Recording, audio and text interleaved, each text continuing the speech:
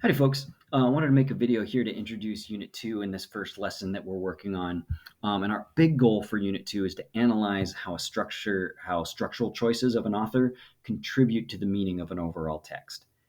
That's a big goal, right? That is a really big, complicated thing to do as a high school student, even as a high school English teacher. That's tough, but I think it's worthwhile because what it asks us to do is to kind of become analysts and architects of how something is structured. So we're looking at not just what something is, but why is something the way it's created. And ultimately, I think that helps us become better connoisseurs of information and stories and language and literature and art, so we can kind of have a deeper understanding of what it takes to create something. And that's, I think, a noble goal.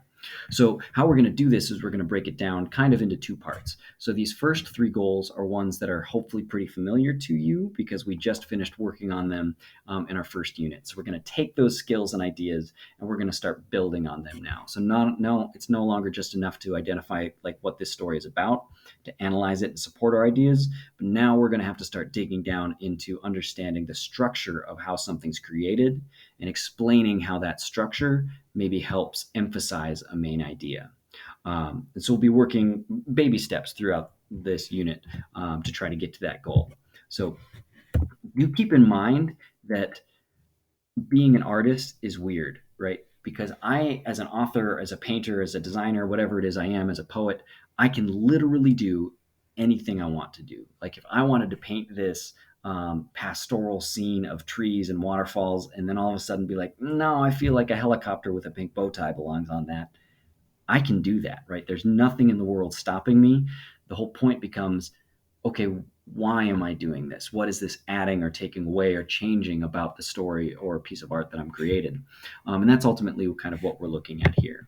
So, learning goals specifically for today is to start to identify some of those structural elements, to work on objectively summarizing what we're seeing, and then breaking down some of those inferential and implicit meanings. And we already started with this learning goal number 2 yesterday, where we kind of broke down that poem and said, okay, literally, here's what's happening. Now we're going to take this to the next step. So, these are some of the structural choices that I'm going to be having you look at, and hopefully these aren't new, right? You've been talking about setting and characters and tone and plot, and hopefully like at least some idea of figurative language for like the past 7 years of your English career. So I'm hoping these aren't not new things. We're just going to be doing new things with understanding them a little bit more deeply.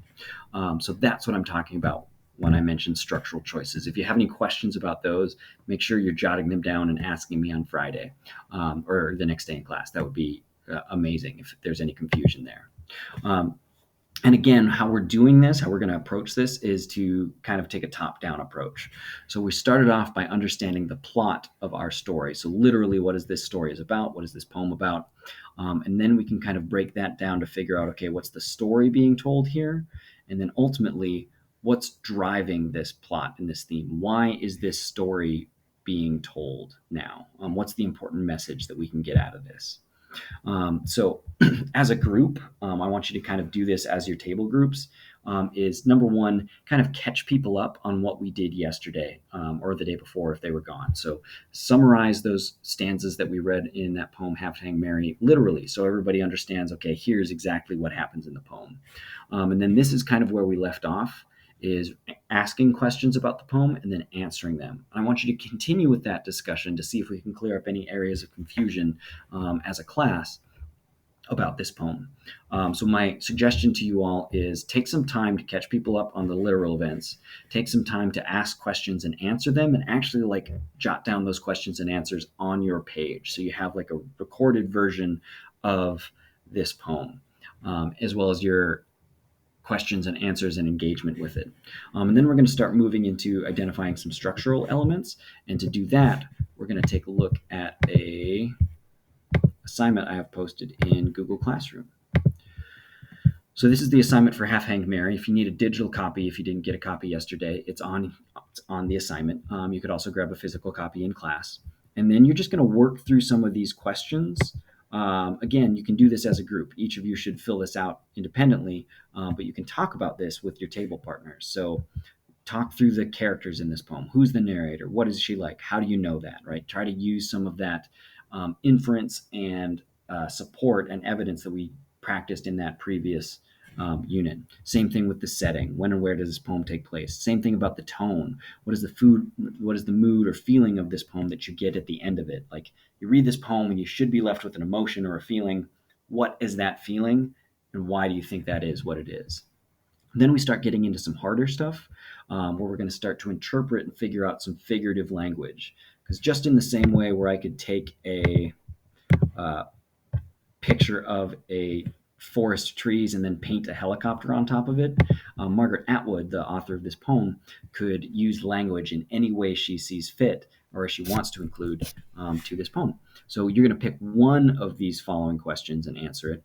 And then lastly, this is the tough one. This is the one where like you might have some confusions and struggle, but I just want you to attempt this the first time, is start to interpret what this poem is about and how does one of those structural elements help make that point. Let me give you an example. Okay, so literally this poem is about someone being accused of a witch and being hung. And if you look at this poem and think this poem was about hanging witches, you're missing the bigger point, right? There is a deeper understanding that we can pull from this poem.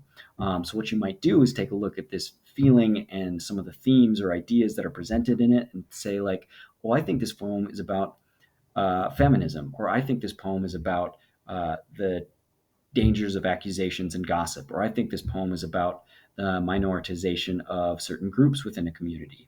Those are all good themes. It's like, yes, this has a bigger meaning than just hanging a witch. Um, so tell me about that. Tell me why you think that. And then tell me how one of these structural elements, like the tone, the setting, the character, helps bring you to that idea.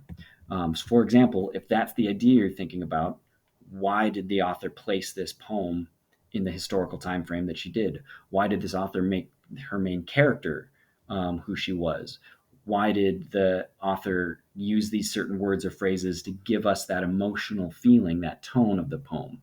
And again, this is a stretch. This is going to be tough the first time you attempt it, but give it a shot. We'll talk about it next time we're in class.